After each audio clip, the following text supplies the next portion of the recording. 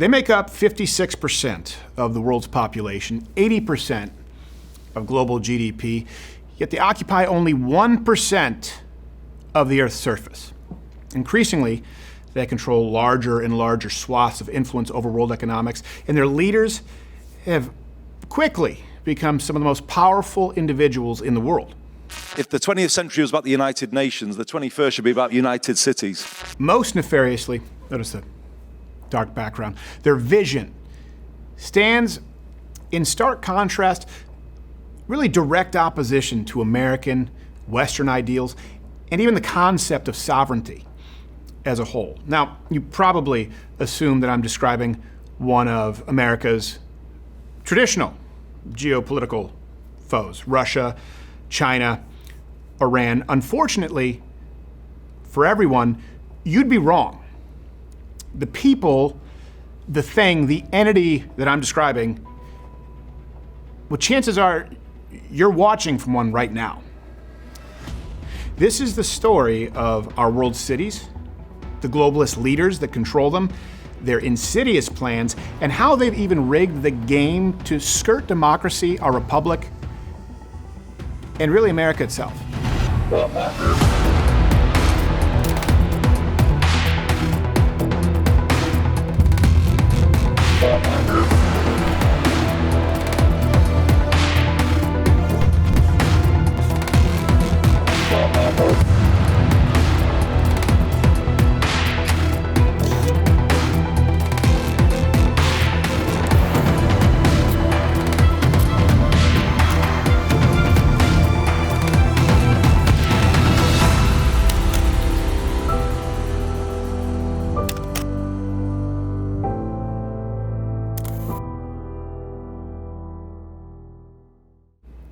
In 2019, speaking to the UN General Assembly, Donald Trump pretty boldly proclaimed that the future no longer belonged to the globalists.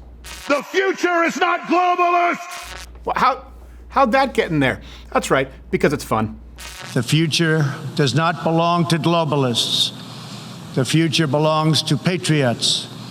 The future belongs to sovereign and independent nations who protect their citizens, respect their neighbors, and honor the differences that make each country special and unique.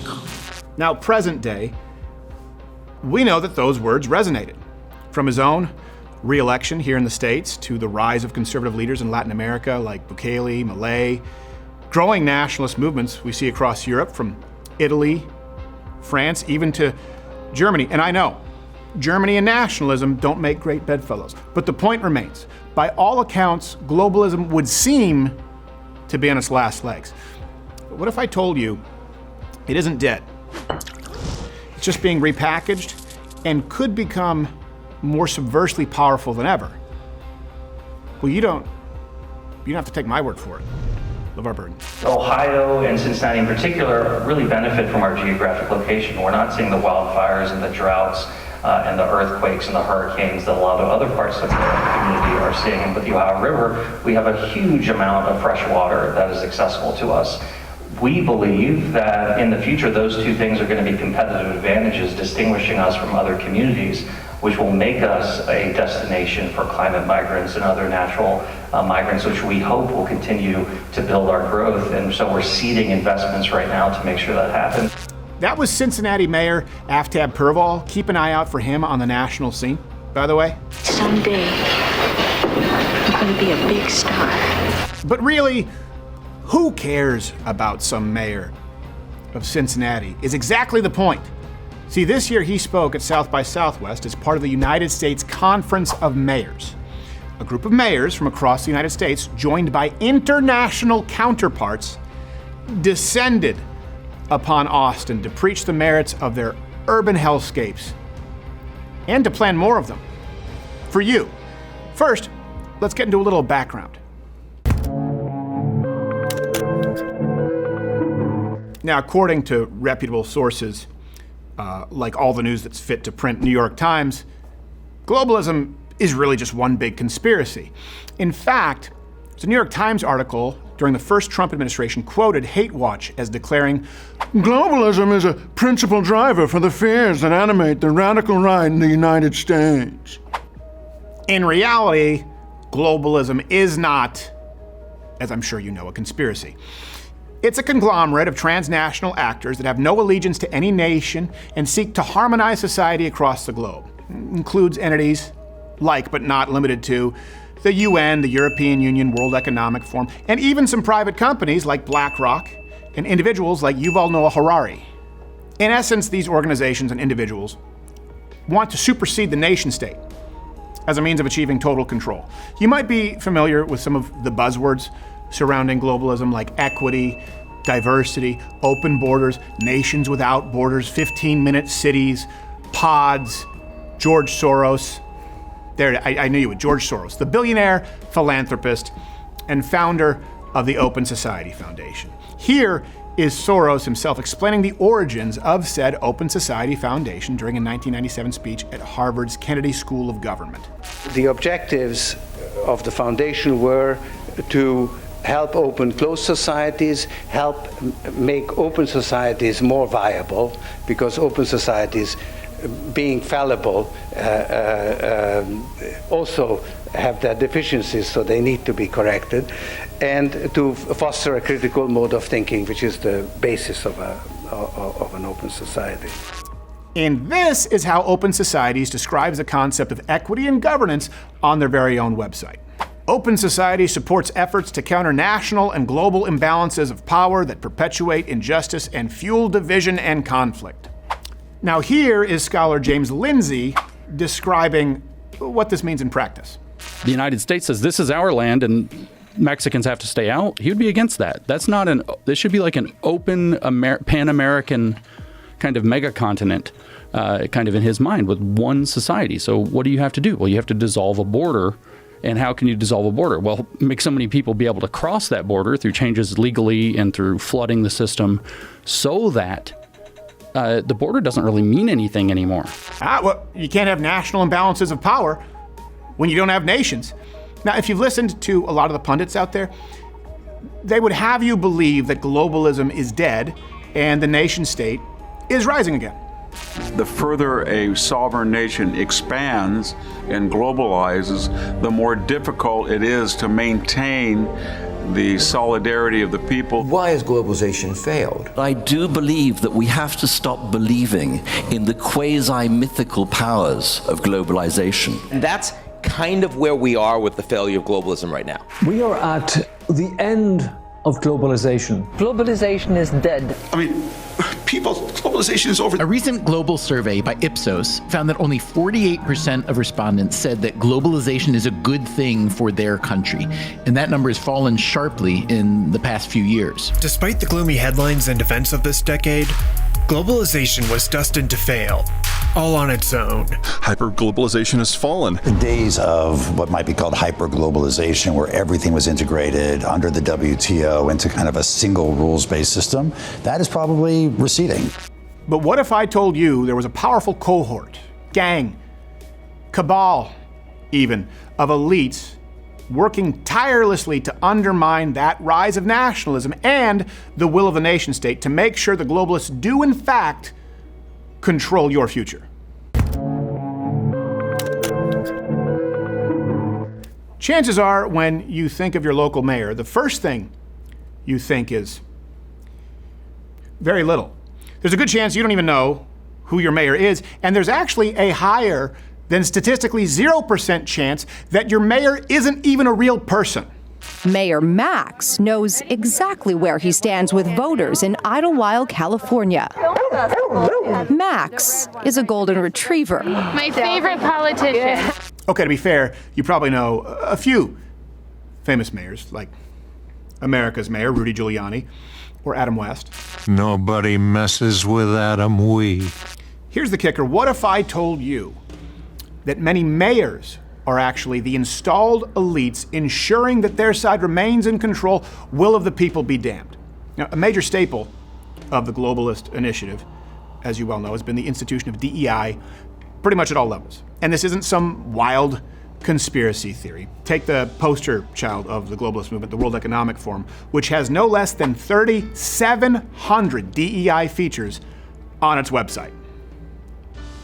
And while national leaders like President Trump or Giorgia Meloni have put an end to some ridiculous DEI initiatives, powerful city leaders across the globe are doubling down, pushing this agenda harder than ever, all the way from Texas to Ohio to the UK. Anti-DEI to me is anti-American. It is not just 3 words, diversity, equity, inclusion. It's not just policies, it is the very ethos of the city of Cincinnati. Inclusivity is a part of our charter or our city. And now I'm being told that if we don't get rid of the words like inclusive and equality, that we're not going to get any money from the federal government, we're not going to get any money from the state government, we're not going to do anything like that. We believe that immigrants and diversity are part of the reason we have the fastest growing economy in the Midwest. And we believe that our diversity is a strength. And we're going to continue to be a safe and welcoming place to people from all walks of life, because we think that's a huge competitive advantage.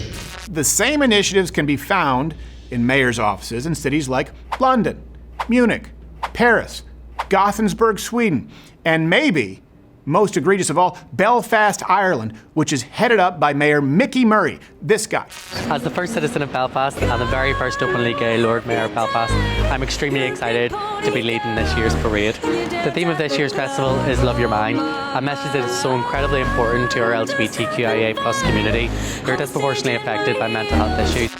The ladies love him.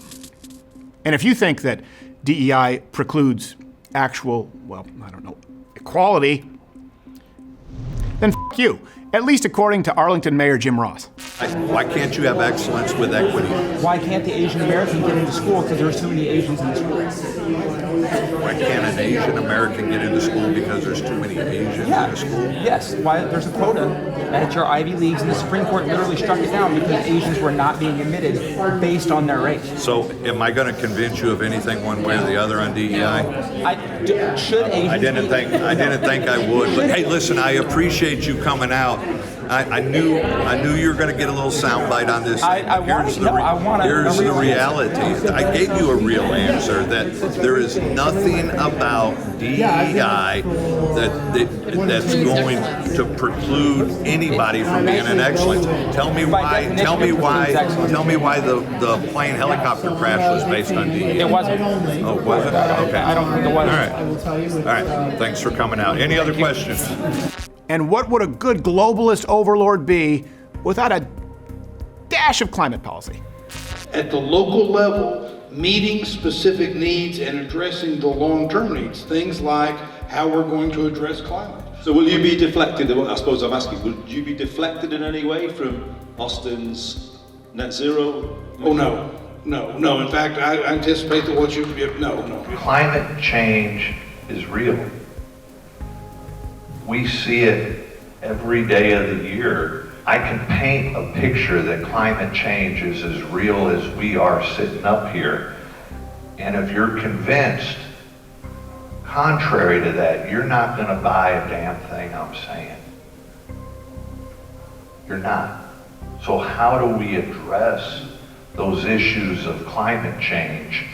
Do we just throw our hands up and say, well, it is what it is, we're just going to deal with it? No, we don't. We continue to educate those who are coming after us. We are, number one, working to educate our citizens really around, what is climate change. Being as resilient as we can in our built environment, and it's also looking to the future and understanding how climate change is going to affect migration and business investment. So on the protection side, Cincinnati is proud to have the largest city-led solar farm in the country. In fact, our city is actually net carbon neutral because we create from that solar farm and put into the grid as much, if not more, energy than our city buildings actually are used to consume. We are one of 7 cities in the world, that got investments from Bloomberg Philanthropies to operationalize biochar, which is a entirely renewable resource that not only helps with stormwater mitigation, but also fertilizer, and it's a carbon capture tool as well. I can go on and on about biochar, but I see the eyes glazing over. We also did the very hard work of rezoning our city in advance of bus rapid transit, which will be coming to Cincinnati, which we're very excited about. And so along our transit routes and in our neighborhood business districts, we have increased density and height and legalized multifamilies in an extraordinary way, which we are hopeful will not just create more housing stability, but also over time, particularly for a Midwest city, this is hard, gravitate towards more public transportation rather than cars. So we're doing a lot. We have a Green Cincinnati plan with very ambitious goals, and we're on par to hit that. Look, cities can do a profound amount of work. The other thing we did was reformed our residential tax abatement program to prioritize LEED certification, because we know that 40% of the carbon emissions are coming from buildings. A majority of people in the United States live in cities. And so if cities are on the cutting edge of mitigating these climate impacts, we can make a profound change. But on the flip side of that, Ohio and Cincinnati in particular really benefit from our geographic location. We're not seeing the wildfires and the droughts and the earthquakes and the hurricanes that a lot of other parts of the community are seeing. And with the Ohio River, we have a huge amount of fresh water that is accessible to us. We believe that in the future, those two things are going to be competitive advantages distinguishing us from other communities, which will make us a destination for climate migrants and other natural migrants, which we hope will continue to build our growth. And so we're seeding investments right now to make sure that happens. And you already see, the insurance industry is basically upside down in the Gulf states. It's going to get much more expensive to live in those communities. And so we want to be a destination for folks who are looking to make a move. Really quickly, I want you to focus on that last man, Cincinnati Mayor Aftab Pureval. His accomplishments include a failed run for the U.S. House of Representatives in 2018. He was elected as Cincinnati mayor in 2021 with 65% of the vote and spoke at the 2024 DNC in support of Kamala Harris and is generally seen as a rising star within the party with all of the hallmarks of a young Obama type. He is going to be a major player. Now, we really know that initiatives like DEI and climate change action, we know what they're actually about, right? Ensuring predetermined outcomes and controlling what you can say, who you can criticize, what you can drive, where you can drive, and how often or when you can drive, even what you can eat for dinner. What we're actually here to say is that you'll soon be eating crickets because, well, you have no choice. But now we have the irrefutable proof that these mayors and city leaders around the world are pushing these agendas. So what is the actual goal? What do they want to achieve through all of this? Well, like I just said, it's control. And their plan to achieve that control outside of what we understand to be our democratic republic. And by the way, it's actually quite a brilliant plan for control, if a little outright evil.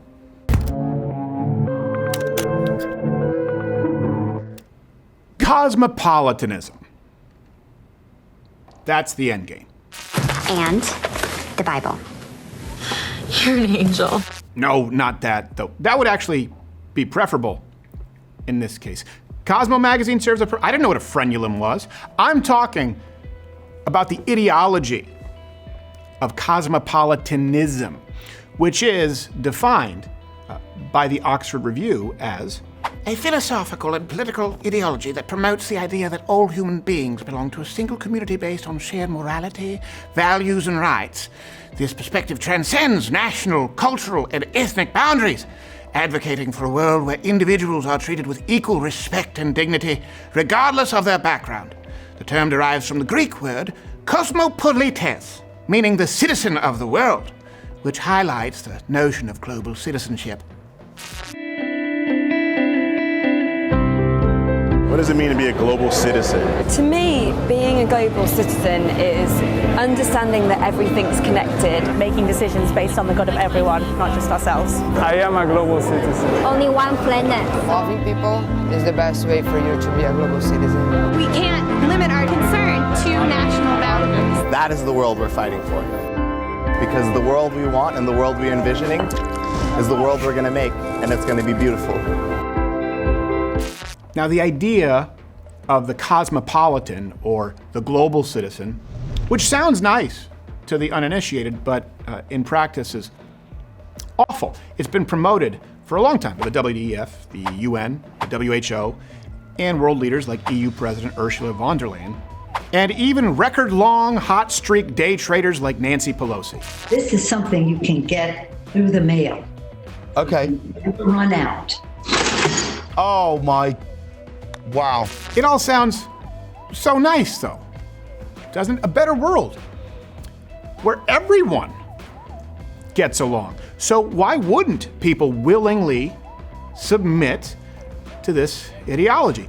Well, because cosmopolitanism, or the idea of a global citizen, requires an adherence to another sociological concept, cultural relativism, or the idea that all cultures are created equal.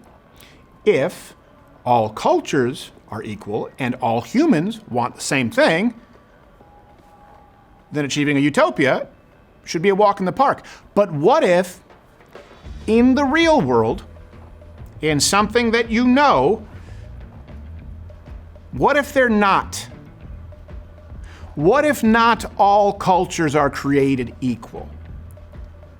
What if there's actually good and evil? What if there's bad and good, or just okay and better? What if it's a spectrum? We'll get to that. See, this is where the D in DEI really comes into play, as the mayors at South by Southwest were all too happy to share with us. There's a whole lot of shit I don't know. A whole lot that I don't know. And one of the things I don't know is what it's like to be black, or what it's like to be Muslim, or what it's like to be a woman, or what it's like to be gay, or Latino, or Asian, or Hindu. For a city like Cincinnati, which is a black city, 45% of my city is black. That is inconsistent with our lived experience. What all these prospective employers wanted to see. Do you have a place where my Muslim, my black, my Latino, my Asian, my gay employees are going to feel welcome and loved in your community? You know, in Ohio, I've never met another Tibetan I wasn't related to, so it's not, you know, there's not a lot of representation just of Asians in politics. So, you know, if you see it, you can believe it. I didn't really see it, and so I didn't really take that passion that seriously until, you know, President Obama, and without question, a historic figure, our first black president, but I really identified with him because he was our first president with an ethnic name. And kind of inspired me that no matter what you look like or where you're from. I get what it's like to be a black man dating a white woman, holding hands with somebody walking down the street and seeing the looks that I get. I don't get it because it's never happened to me. Divisive form of politics come in and set people one against another. It's going to make people, working class people, hate each other. Immigrants have helped make America great. They've helped make Columbus special and unique. And we're going to continue to be a safe and welcoming place to people from all walks of life, because we think that's a huge competitive advantage. We think unlocking units, getting more units in the pipeline, is the best way to fight homelessness. It's the best way to address affordability. And we think that's through land use and incentives, not demonizing certain groups of people and blaming them for all of our problems. Now, I know what you're thinking, and you should be ashamed. Hasn't the diversity shtick kind of ruined some cities? Which ones? Oh yeah, almost all of them? Of 31 suspects following a crime spree in Cologne on New Year's Eve, more than half are asylum seekers. Trying to cross at any price. Migrants regularly try to climb into trucks on the highway near Calais. Allahu Akbar. Over the course of 24 hours, around 6,800 migrants disembarked from 120 boats. That's a few hundred people more than Lampedusa's full-time population. It wasn't students in classes, but migrants in the gym today at James Madison High School in Midwood. And that did not sit well with parents who felt the administration put the shelter needs of asylum seekers ahead of the educational needs of kids. Ça fait 2 jours, ils les ont virés de chez eux avec leurs enfants, qui dorment dehors.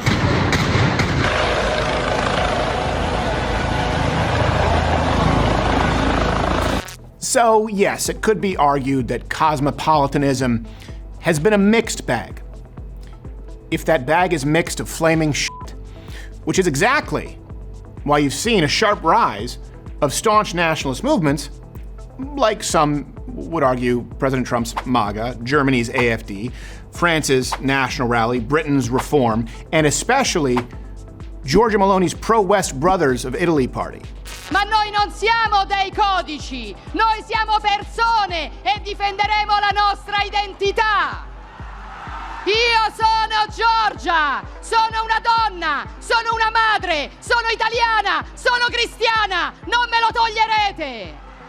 Non me lo toglierete! Yeah, you can see why the cosmopolitans wouldn't be too fond of her. But hey, this shows that nationalist movements can win, right? The globalist regime is in retreat in capitals from DC to Berlin, Paris to Rome. The scary part is that globalism has really just morphed into a strategy controlled by metropolitan centers like the aforementioned Berlin's, Paris's, other Western metropolises, that then extend all of that influence and power to the country and the globe at large.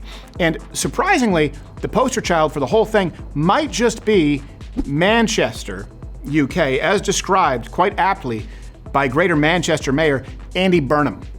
And I think this is to the UK, this is a new way of doing politics. And I think it is an antidote to the turbulence and the division and the kind of hate we see spewed out at a national level in countries around the world. And I go very much with what Mayor Watson said at the end. You know, if the 20th century was about the United Nations, the 21st should be about united cities. A network of cities who think place first before politics, who think how do we make progress together, dealing with the same challenges. The network of cities, I think, needs to be a counterpoint to dysfunctional national politics that's overly tribal, overly divided. And you know, I absolutely believe, to answer your question, this is the right future of politics going forward. There it is. There it is. The 21st century will be all about united cities. Let me translate for those still struggling with this. A group of interconnected cities run by elites with nothing in common with the average citizen and no allegiance to the state or its people will control the future of the world. And what will that future look like if cities like Manchester have their say? And in this world we're in right now, this becomes massively important. Cities as places of equality, of progress, but progress with unity, with people together, and sticking with that kind of notion of a place that is all about, you know, standing up for people, never walking on by on the other side. And I think that's why this Austin-Manchester partnership absolutely is, you know, it works economically, socially, politically, and we are going to make it more than a piece of paper, aren't we? But I think also, though, they want to live in a city that doesn't, you know, attack diversity policies, doesn't attack net zero, as we're hearing in the political space. We won't be ever going in that direction. In fact, we lean more into that in this moment because we think that that's important, and we believe that is the kind of place that the coming generation wants to live in. And that, I think, makes it an attractive place for investors. Truthfully, I think we need to start building cities with public transport at the heart of it more than necessary. We've had a car-dominated city, and I think there's a generation who may not want to own a car. Yeah, but that last part sounds familiar.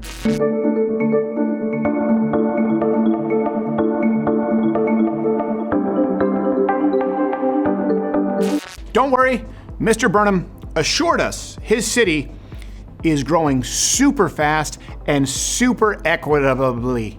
We're very proud of that fact, growing at 3% a year for the last decade. I think, though, the challenge ahead of Austin and of Manchester is to keep growing and bringing more prosperity to our residents without selling our soul, without becoming soulless. The next chapter for me, I think what we've done, and maybe Austin has done this as well, Kurt, what we have done is bring a lot of people into our city who weren't investing there before. BBC, the Bank of New York, Booking.com, Imperium, Car Imperium we were talking to just the other day.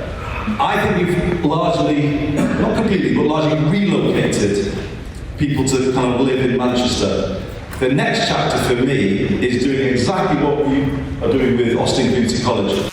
So, where are all these new investments and transplants coming from? Mostly the Gulf states and Saudi Arabia. Also, Gulf royalty is buying up a lot of Manchester's sports scene. So in 2008, Man City was purchased by an Abu Dhabi-based investment firm owned by Sheikh Mansour, and now Qatar Sheikh Yassim is actively trying to buy Manchester United. It even, by the way, extends to residential properties, which are becoming increasingly expensive and unaffordable for Manchester natives. Gentrification. It's fine when the Saudis and Qatari do it. In 2019, a BBC investigation identified the ownership of a new 77-unit complex in Manchester city centre. Here are the numbers. 48 are owned by foreign buyers based in countries including Hong Kong, Singapore, Kuwait, Saudi Arabia. 24 are owned by companies registered in the British Virgin Islands, which have no or pretty much no tax. 20 are owned by British property companies or buy-to-let landlords. And finally, about 9 appear to be owned by the people who actually live in them. Oh, and Burnham doesn't just outsource his cultural enrichment to the Middle East. In September 2024, Burnham traveled to Beijing to promote partnerships between northern English cities and China. A friendship as old as time. Good morning, my neighbors! Sunshine London! So really, this development is just courting rich foreigners, mostly from the Middle East, and is of no benefit to the Manchester public, pretty much whatsoever. At the same time, unsurprisingly, the city's demographics have changed. The Christian population in 2011 was around 48.7%. 10 years later, 2021, 36.2%. In contrast, the Muslim population in 2011 was around 15.8%. 10 years later, in 2021, 22.3%. And this is reflective of Britain as a whole, where the most common name for newborn boys is Muhammad, which wouldn't even be top 6 of my names for a newborn baby boy. Now, you would think, or one could argue, that after years of evidence, it seems Islamic culture and Western culture may be irreconcilable.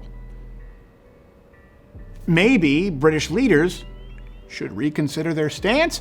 Lucky for us, we were able to pose this exact question to Manchester Mayor Andy Burnham. So, a super interesting panel. I wasn't actually planning to ask any questions, but I do like political coverage all over the world, and I just got back from Germany, covering their elections. Yes. And what I noticed in Germany, like with the AfD's rise, it's all driven off of immigration policy. Yes. And actually, when I landed there, there was a stabbing at the Holocaust Memorial, and that has really driven Germany far to the right, or at least that's how people might describe it. So I was hearing like the population growth in your city. I was wondering if you thought, like, because so much of that seems to mirror like an Islamic growth or Muslim growth is contributing to a lot of that. Do you think there's going to be a point where there's like a compatibility issue with that population and the native British population, like we've seen in Germany and Italy and Hungary?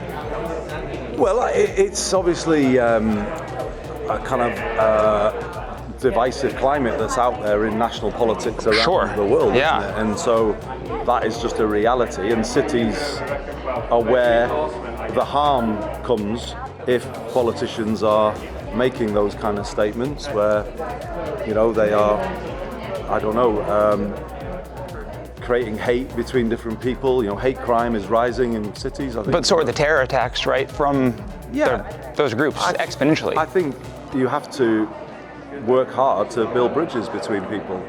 People have to live together at the end of the day, and we are lucky in that we've traditionally had a strong community cohesion that has stood us in good stead, and it is about talking to communities all the time. We have a large Jewish community. Yeah. We have a large Muslim community, but we have a Jewish-Muslim forum, and you know there's dialogue, and we work with both sides. It's also though about, you know, if there's difficult issues, not turning away from them. So there's been an issue in the UK around the sexual exploitation of children, girls, and when I came in as mayor, I said we're gonna have a review. We're gonna have an inquiry into how this was handled in the past, and was it handled in the wrong way because of fear about upsetting communities? Because that can never be the case when it comes to crime and sexual exploitation. You can't let any concerns about community relations stop you investigating and prosecuting and convicting criminals. What a lot of Europeans I've talked to would say, though, is we're importing that willingly. We know that this is a culture that doesn't necessarily reflect our values, and we're trying to integrate that. I don't know personally where you're going with that. Because I just want to know, are these people crazy, or like what's driving this narrative? I think, you know, there's a lot of Islamophobia out there. The Muslim community has lived in Greater Manchester for decades, and we do it peacefully. There's, you know, all communities have, you know, criminals and people who divide us. You know, we are, I would say, a pretty good model of people living side by side with each other, and I don't accept the premise that one community is a problem and all the others are not. You know, I think that's a narrative that I'm not. No, I don't know. Okay, well, thank you. I appreciate you taking the time. No yes, sir. Now, don't be tricked. This problem isn't unique to the UK. Leaders in Middle America are all too happy to ignore the plight of their own citizens, too. My question is for you, Mayor Ginther. I'd like if you could clarify something or reaffirm some things for me. The Columbus Dispatch yesterday reported apartment construction plummeted in 2024 in your city, and despite this ongoing housing crisis. I know you said you're not a sanctuary city, but you know, just in January you affirmed that all are welcome in Columbus, and I'd like to know, especially if we're talking about disruptions, what would you say to your citizens with this housing crisis? Is this not a way that you can sort of prioritize them and their housing needs, especially since it's mostly minorities and young people that are disproportionately affected by the housing crisis? Yeah, Columbus is America's opportunity city, and we believe that our diversity is a strength. And if you talk to major employers, whether they're public, like the Ohio State University, or health systems or private companies, immigrants have helped make America great. They've helped make Columbus special and unique. And we're going to continue to be a safe and welcoming place to people from all walks of life, because we think that's a huge competitive advantage. We think unlocking units, getting more units in the pipeline, is the best way to fight homelessness. It's the best way to address affordability. And we think that's through land use and incentives, not demonizing certain groups of people and blaming them for all of our problems. These issues existed before folks came to the United States and before they came to Columbus. As I mentioned, there are systemic issues. A lot of our zoning codes and land use policies were based on the second iteration of redlining, based on race and keeping certain people out. So as we talk about all these issues, I think it's important to make sure that we're being accurate, complete, and thorough, and calling things what they are. But Columbus is going to continue to thrive and succeed because we welcome the best and the brightest from all over the world. I understand, and I certainly appreciate that, especially when we're talking about, immigrants. It's a very broad category.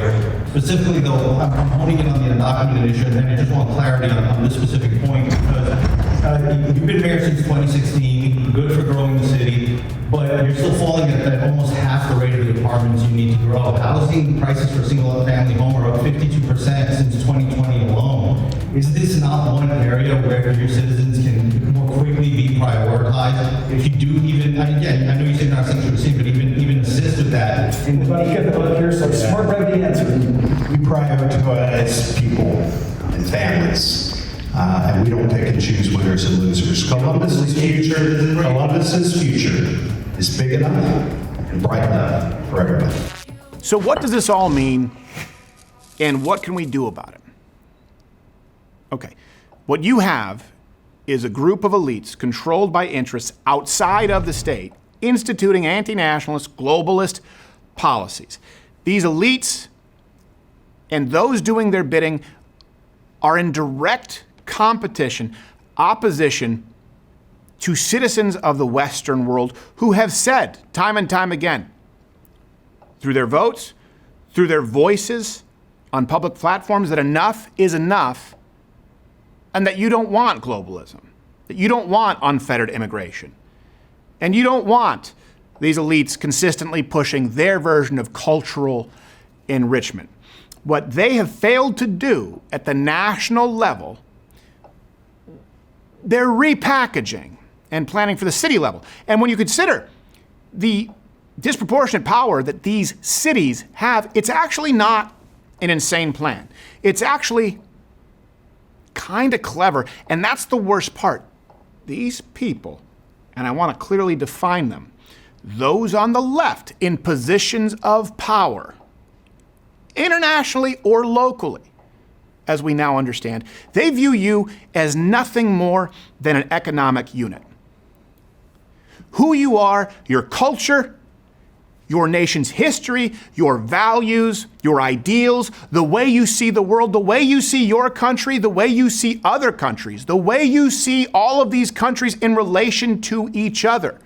What makes you a citizen of your country could not interest them less. In fact, those qualities, those attributes that make you who you are, and maybe at one point have made up what your country is supposed to be, are in diametric opposition to achieving their end goal, which is total control.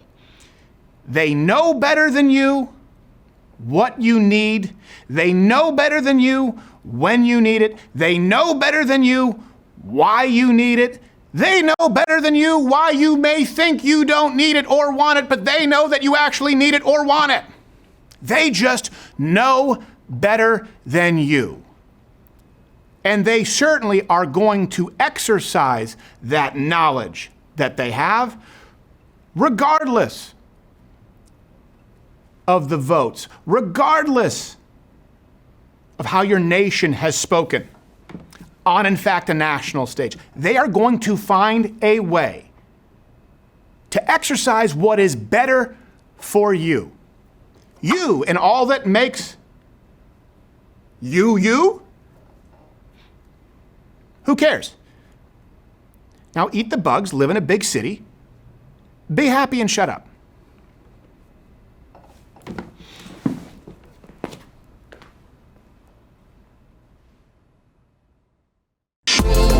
Oh, you're still here? And you're still watching this on YouTube? You've probably noticed something is missing by now. I'm not here. That's because the live daily show is now streaming exclusively on Rumble weekdays at 11 a.m. Eastern. Tune in there, where nothing is censored.